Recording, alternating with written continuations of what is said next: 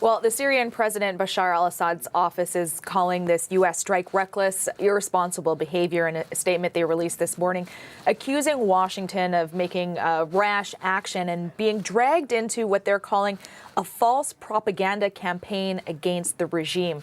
Now, they have been adamant they did not use chemical weapons, but that a government airstrike hit a stockpile of an al-Qaeda affiliate on the ground.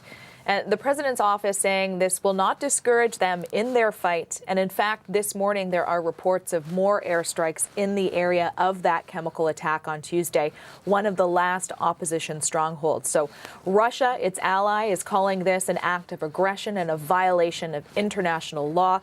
The Defense Ministry today even making a claim that Washington planned this before the Tuesday chemical attack.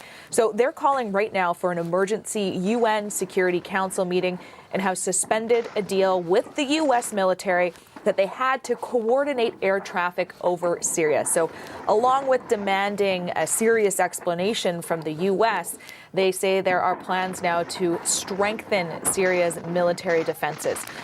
Foreign Minister Sergei Lavrov says these actions from the U.S. Remind him of that situation in 2003 when the U.S., Britain, and its allies attacked Iraq. One Russian MP this morning even going as far as saying this situation may lead to a repetition of the Cuban Missile Crisis. Michael? So obviously condemnation from both Syria and Russia there, but we're also getting a sense of a very different tone from America's more traditional allies. Well, and we heard from Canada, and we're hearing similar statements, particularly from the UK government, saying, it fully supports the U.S. action, calling it an appropriate response to, quote, the barbaric chemical weapons attack launched by the Syrian regime and is intended to deter further attacks. Now, the European Commission spokesperson had this to say on behalf of the Commission president this morning. President Juncker has been unequivocal in his condemnation of the use of chemical weapons.